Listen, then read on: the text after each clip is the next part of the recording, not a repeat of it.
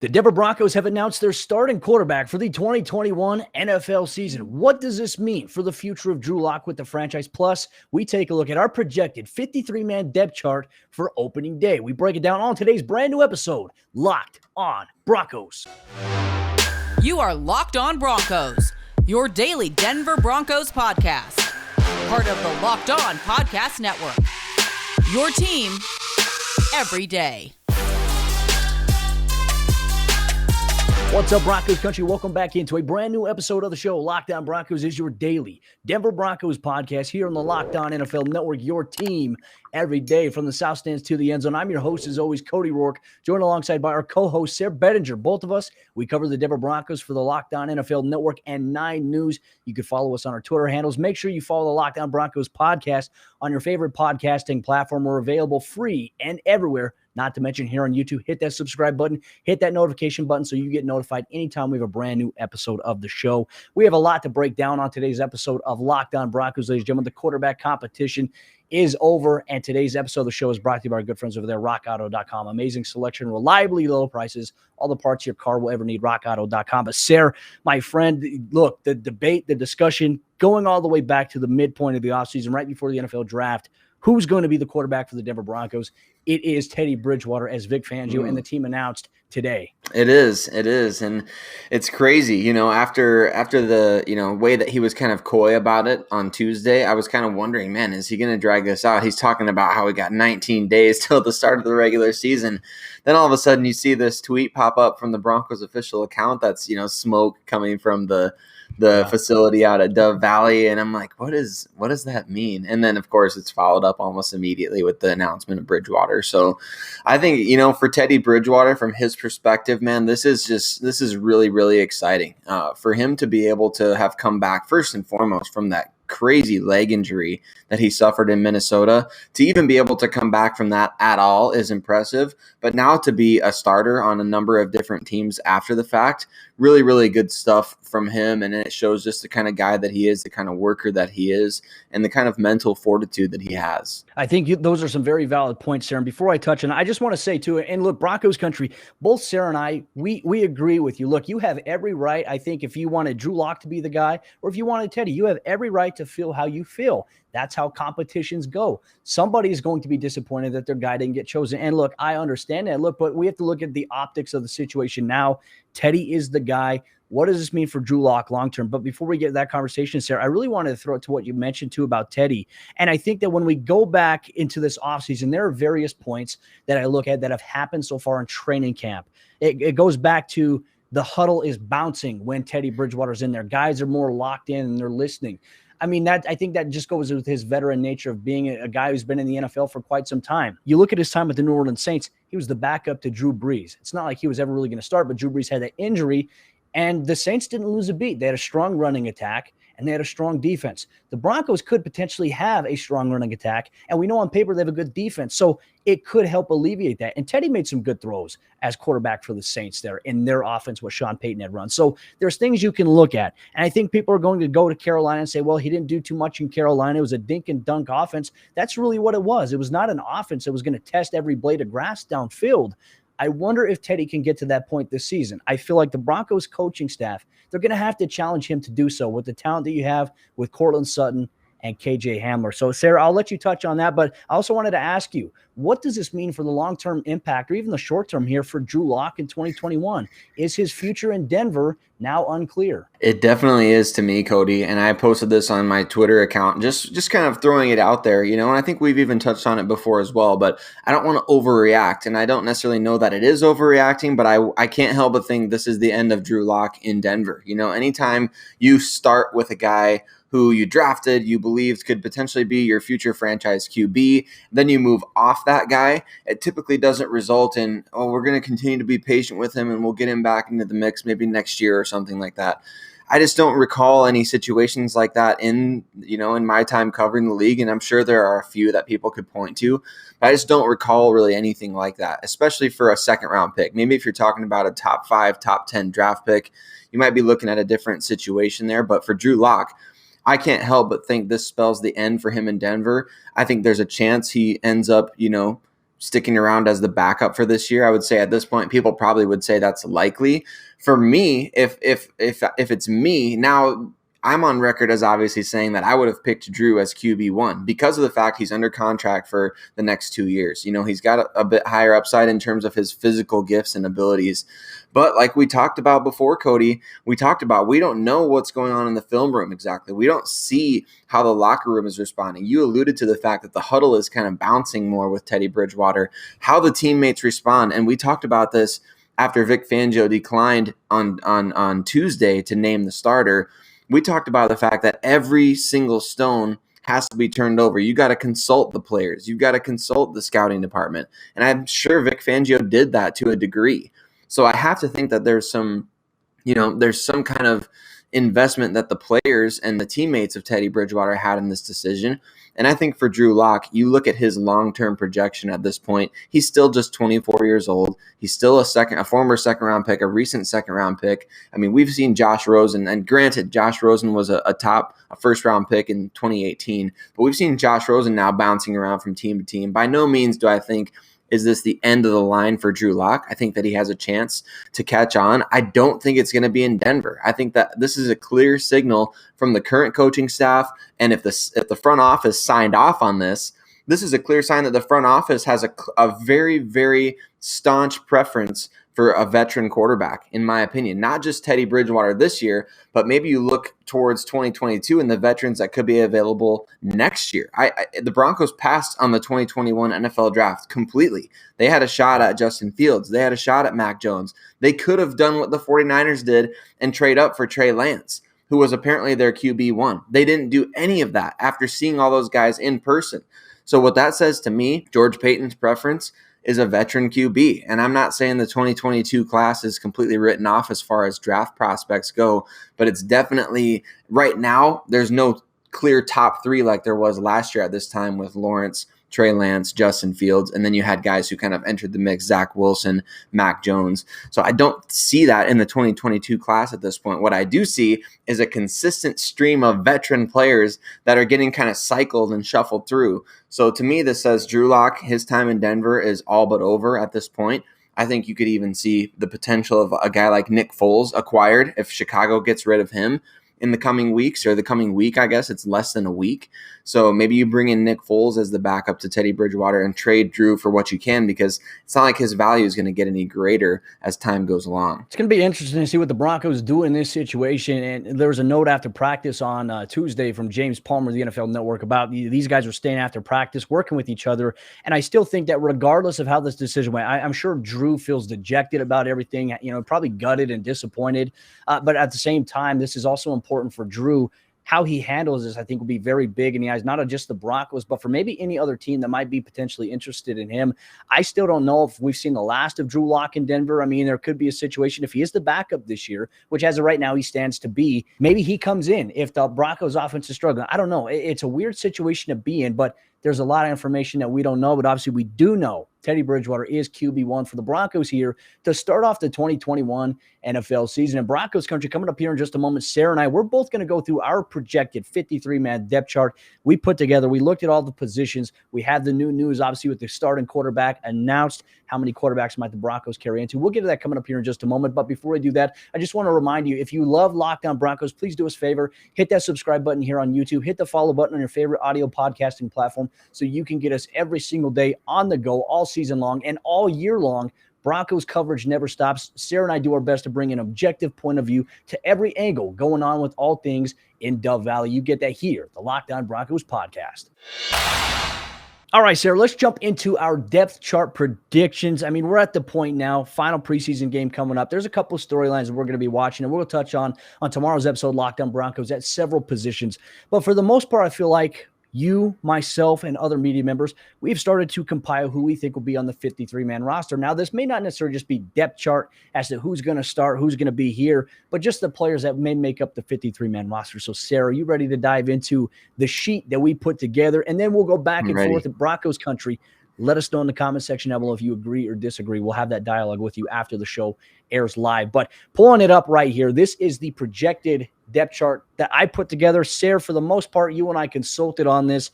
we're in agreements in a lot of areas. There's a couple of players and a couple of positions where we have a couple of question marks in terms of maybe where we're both thinking at here. But let's start on the offensive side of the ball here for the Broncos. Wide receiver. This is one of those areas where we're looking at maybe having a little bit of a difference, maybe by one or two players. Cortland Sutton, easily. Jerry Jeudy, Tim Patrick, KJ Hamler. Trinity Benson has to be that fifth guy. I mean, at this point, he's demonstrated more than anybody else. But then I have on my list, I have Seth Williams over Tyree Cleveland and Deontay Spencer. I think that's really the tough call. And you didn't start with any sort of change up or any sort of, easy lob pitch here, Cody. This is the high heat. This is the high cheddar, the fastball, the really tough position, I think, on the Broncos offense. And just looking at your list, I can't see anything that I disagree with among the top five. I think Trinity Benson is a guy who really played his way onto the team.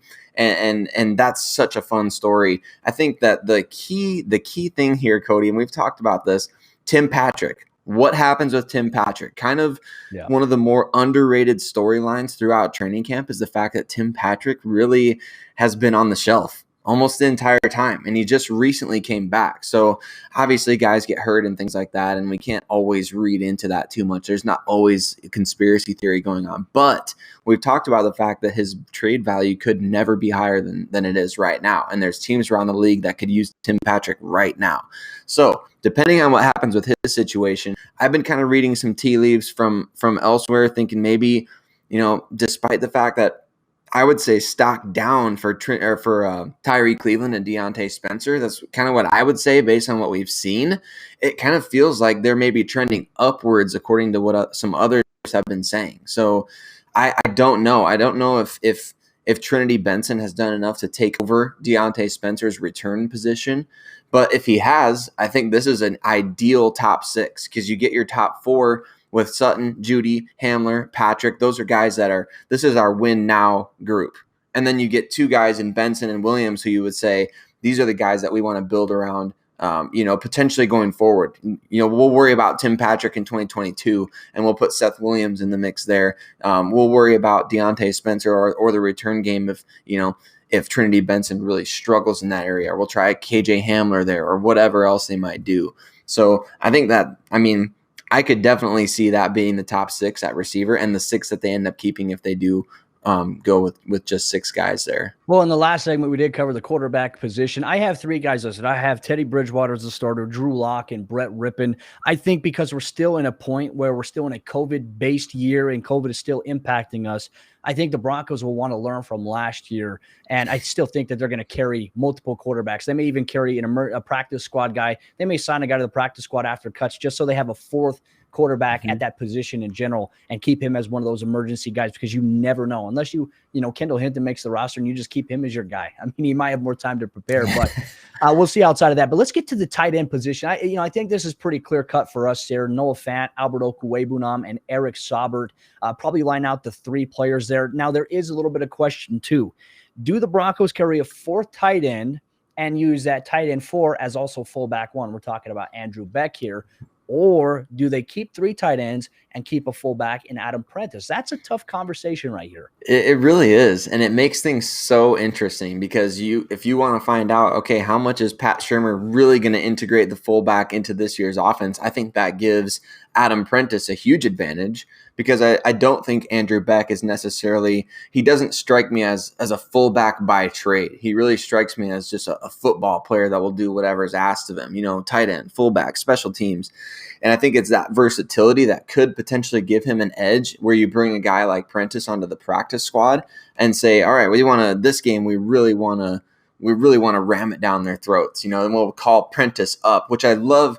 By the way, I love that rule. And I don't understand. I can't get it, Cody. I don't get it. So we need to talk to some people at the NFL about this, but why are roster sizes so small? Like, who cares?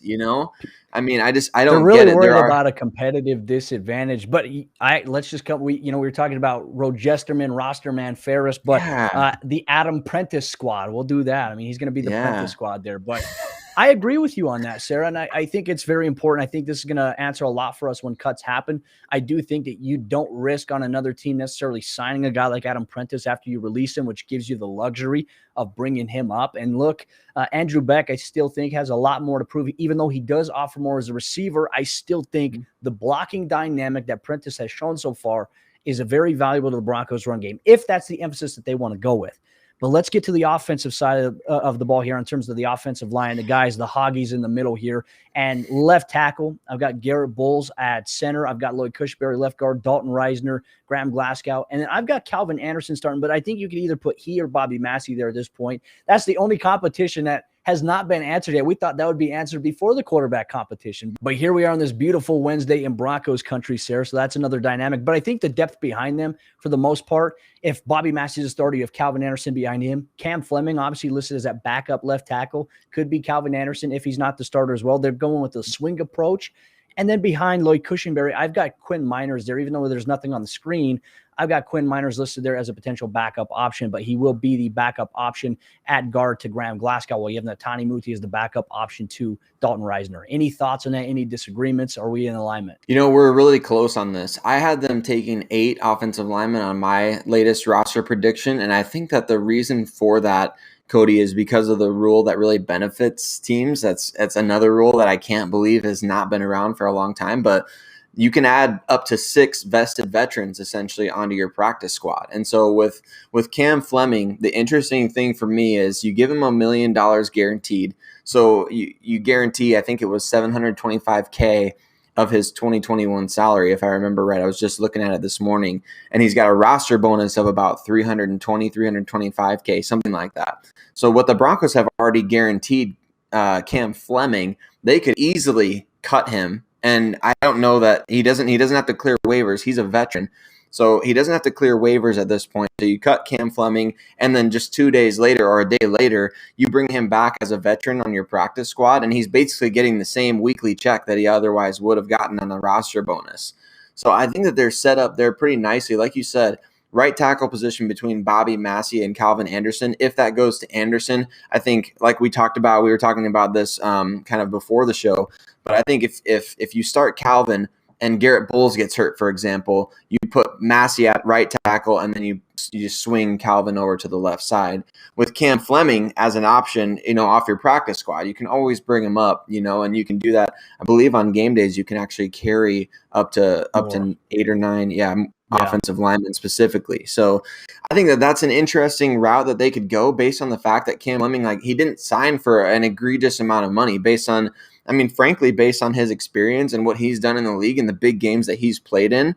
He didn't sign for a whole lot of cash, and neither did Bobby Massey. So I think the Broncos are set up nice there you cut Cam Fleming and you bring him back onto the practice squad as one of those veterans and save yourself a roster spot if you're really thinking about Deontay Spencer, if you're really thinking about, the fullback position, or maybe looking at an extra defensive back with Michael Ojemudia out injured. So I think that's one spot where they could maybe kind of compromise. And we'll touch on the Broncos running back depth here on the 53-man roster, who we project to carry over, plus the defense and the specialist side of the ball coming up here in just a moment, Broncos country. But before we do that, let me tell you about the sponsor of today's episode of the show on the day of the announcement of the quarterback competition. That's our good friends over there, betonline.ag. And as always, BetOnline is your number one spot for all the pro and college football action this season. Get all the updated odds, props, and contests, including the online's biggest $500,000 NFL mega contest and the world's largest $200,000 NFL Survivor contest, open now at betonline.ag, and take advantage of their opening day super promo where you can make a bet on the Thursday night opener between the Tampa Bay Buccaneers and Dallas Cowboys, and if you lose,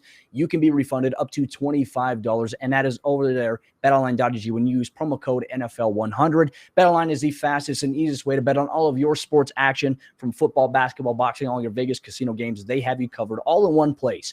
Use promo code LOCKEDON to get that bonus today. BetOnline, your online sportsbook experts. All right, Sayre, jumping to the fourth quarter action of today's episode, Locked on Broncos, going through our depth chart here today, our projected 53-man roster. We're talking about the offensive side of the ball, getting a running back real quickly, and we'll touch on this. I looked at your article over there, predominantlyorange.com. We're pretty much in agreement here at running back. You got Melvin Gordon, Javonte Williams, Royce Freeman, and Mike Boone. Royce staying on there because of his play so far in the preseason and because of Mike Boone's injury. it makes sense to hold on to him until, a guy like Boone gets back healthy. But obviously Boone's going to be a special teams guy. Royce is already a special teams guy. May not hurt the Broncos to have that four, not to mention the Rams have fulfilled their running back need by trading for Sony Michel. So we touched on running back briefly, but let's shift to the specialist side because there's only 3 players here. I mean, no competition at punter, right? Sam Martin's got the job locked up. Brandon McManus at kicker and Jacob Bobenmoyer at the long snapper position. That lines out those specialist guys there. Your return guys will be one of the guys that are on the roster, either on the offense or defensive side of the ball. So no need to really get into that here. Defensively, I think that for the most part, the starters pretty much align a little bit. Shelby Harris, Mike Purcell, Draymond Jones, Von Miller, Alexander Johnson, Josie Jewell, Bradley Chubb, Pat Surtain, Kareem Jackson, Justin Simmons, and Ronald Darby. I mean, this is just the base 3 for defense, how I projected 53 to play out. Do you have any objections to that? And also like the backup depth guys at the second or third string spots, do you have any objections to any of those players? Because I know we talked about corner, and corner is probably the one area where 1 or 2 guys can make or break the list. I think so, Cody. I think that really borrowing a trade for somebody like Alexander Johnson that we've talked about before, or maybe even Bryce Callahan. Well, interestingly, 9 News Broncos insider Mike Kliss had Callahan listed behind Pat Surtain in his final 53-man roster projection, which it's always interesting to look at those kind of little nuggets and notes. It may mean nothing. It may mean absolutely nothing, but it also may mean something. You never know. I think that's an interesting one with Kliss also bringing up the fact that Callahan's salary this year is not guaranteed.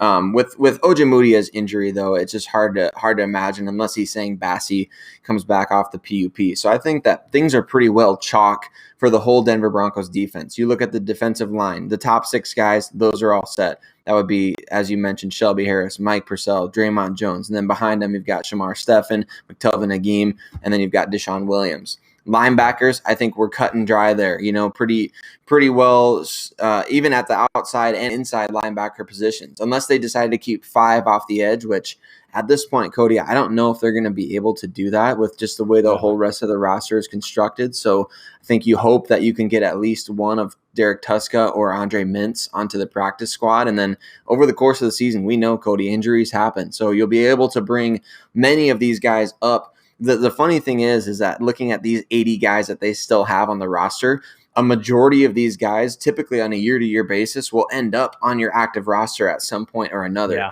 So in the defensive backfield is really where I think that there's a spot to be won. Fangio talked about on Tuesday that there's potentially spots to be won in this Rams game. I think that cornerback 6 and maybe even cornerback 5 to open the season are open for these players to come and win. If you're Savion Smith, if you're Nate Harrison, if you're Kerry Vincent Jr., you've got to go out there and absolutely ball out against the Los Angeles Rams, not just defensively, but I think the key, and it's been called out publicly now by the coaches, you've got to play well on special teams. And I think Jamar Johnson has to do the same exact thing. We know what Trey Marshall brings to the table on special teams, and so Jamar Johnson has to go out there and beat him for that spot, even with Trey Marshall being hurt right now. So, and I do think that's going to happen, by the way. So I think that our safety list was the same, right? Technically, so Justin Simmons, Kareem, Caden Stearns, PJ Locke, and Jamar Johnson as the 5 guys that rounded out.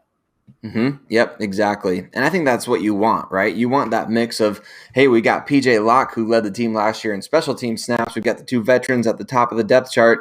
And then we've got these 2 guys that we believe can contribute in the future and going forward. And, looking at potential post Kareem Jackson era, whenever that does end up happening. Now you've got a 4-year clock on these 2 guys, and you've got an opportunity with some great coaches who can develop defensive back talent to really bring the best out of them. So I would definitely, now I've seen a number of projections that have left Jamar Johnson off specifically. I would not do that, man.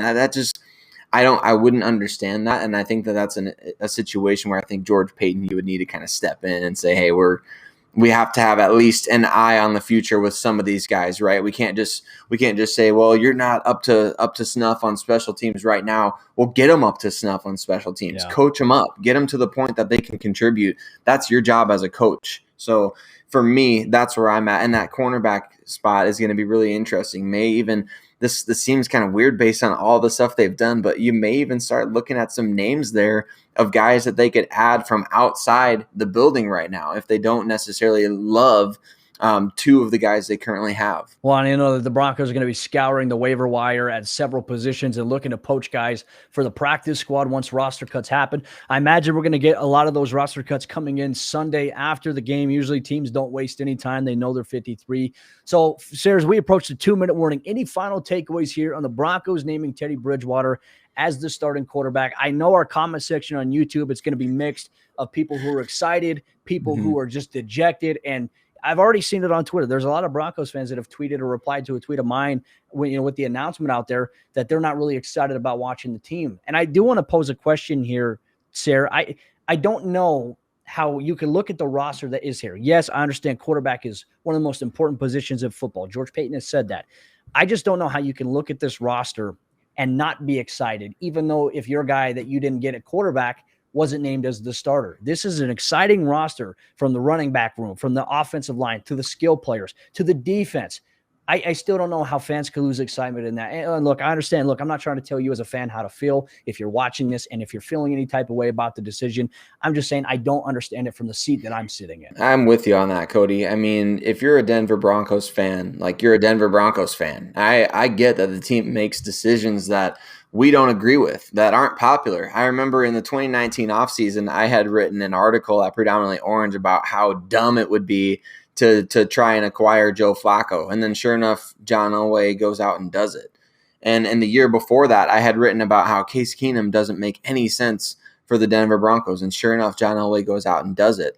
And I don't know that necessarily we can anticipate history repeating itself with these decisions that seem bad before they happen, ultimately ending up to be what we kind of thought they would be. Not great decisions, right?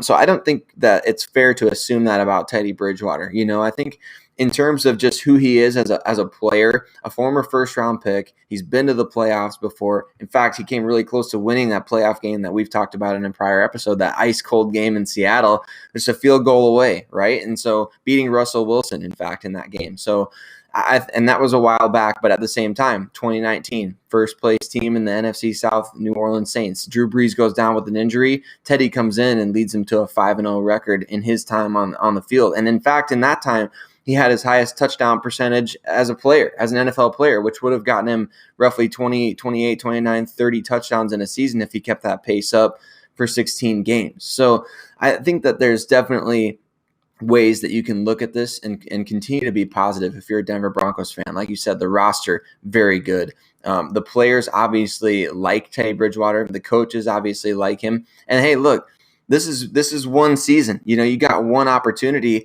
If you're Teddy Bridgewater, you've got one opportunity. Really, this is a golden opportunity to prove that you still deserve to be a starter in the NFL and not just one of these journeyman backups that leads to, the bridge between you and some top 5 draft pick like Tyrod Taylor has become. If you're Teddy Bridgewater, you have the opportunity to really seize this opportunity. He's only 28 years old. I mean, he's only 28. He's a former first-round pick. And we, of course, feel like, okay, we know exactly what Teddy Bridgewater brings to the table. But I don't think we know exactly what he brings to the table in this context. We haven't even got to see him with Cortland Sutton or Tim Patrick. We barely got to see him with Noah Fant. So I want to see what Teddy Bridgewater can really do with all these weapons at his disposal. And I'm willing to keep an open mind. I think Broncos country, I think we should all do the same. You have every right to feel the way that you do. If you love Drew Lock, I love Drew Lock. He's a fellow human being. So obviously I feel empathy for him for losing the job. But, Teddy Bridgewater, also a human being. I mean, right? So let's going to have lose some at the end of the perspective. day, man. Yeah. Exactly. Well, I think those are some great points, Sayre, and I love the analysis, the edge that you bring here to the podcast as well. I know fans appreciate it. That's why I'm grateful that you're here as a co-host here, Locked On Broncos. But Broncos country, let us know in the comment section down below. Engage with us in YouTube, on Twitter, at Cody Roark NFL, at Sayre Bedinger, at Locked On Broncos. Let us know how you feel. Let's talk about it. Let's break it down. Tomorrow we'll take a little bit of a look into preseason game number 3 against the Los Angeles Rams. Until then, we'll see you next time